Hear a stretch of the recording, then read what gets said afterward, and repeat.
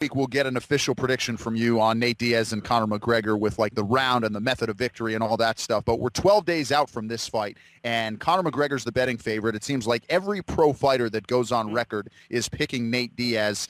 Dozen days out, which way are you leaning, Nate Diaz or Conor McGregor? I gotta, I have to lean towards Nate. I mean, I don't see. I mean, I think I know what direction they're gonna go.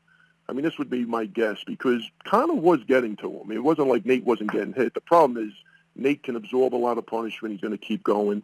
And I just think it's a case of a good little man will never beat a good big man. I really think that's it. I don't think he's got the power at that weight to really hurt him. And I think he's going to try to mix up the kicks more and probably look to, like, outpoint him. I think that's the only way to go because he's not going to beat him on the floor, and I think he's just going to, the same thing's going to happen. It might be 2 rounds later, but I think Nate's just too, he throws a lot of volume, and he's going to get you into that fight that's going to be in his advantage. And I think, Conor is a proud guy who loves to fight. And that's hard for those guys, not, to stay technical and really, do the right thing because you want to throw down, you know what I mean? It's like, it's like a macho thing. So I think Nate, with a full training camp, and I don't even think that's going to be the difference, but I think it's, I just think he's the bigger, better guy at this point.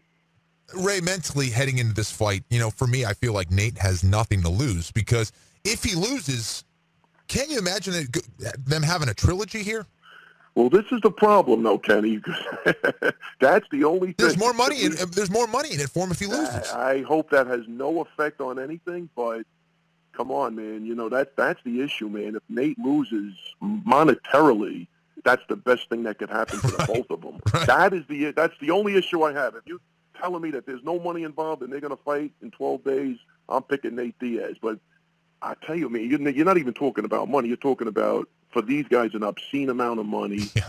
And that part of it scares me a little bit, I got to tell you. But does Conor need Nate, to do twice the buys that he can do if he fights, Eddie Alvarez? Does Conor need Nate as opposed to Eddie I'm saying Alvarez? What Conor wants to make this rematch very decisive and then seemingly move on with his career at 45 and then ultimately 55. So my question to you is, what if Conor doesn't want to grant the trilogy fight? He wants to go fight Eddie Alvarez for the UFC lightweight title.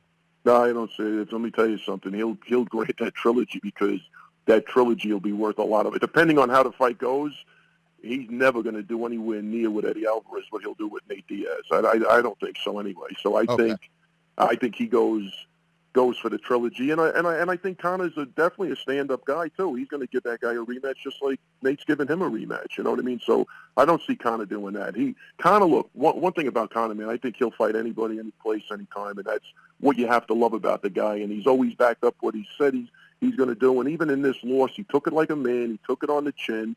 And you have to respect him. And I think he really, wants to right that wrong that happened. I mean, with the, get a win over that. And that's it, man. I think he's a fighter, man.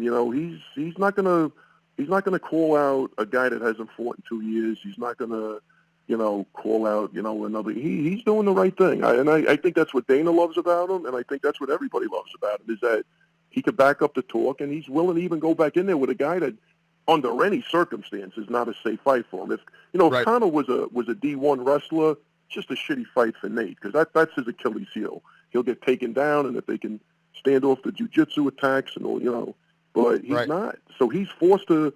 Nate's beating him at what he's really prides himself for being good at. You know, to force Conor McGregor to try to take you down, that's pretty cool, man. So it's an interesting fight. People are going to tune into this fight.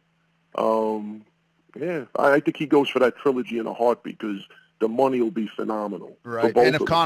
And if Conor wins the second fight and then does the trilogy fight with Nate Diaz and they fight 3 times here in 2016, then he's not really delaying the championship legacy for whatever that would be for more than a year, right? I mean, he just won the belt in December, unified the titles. Yeah, that part is tricky. Because that's my only concern, right? Is that that part gets a little tricky, but he'll have to vacate something. And they're fighting at 170, right?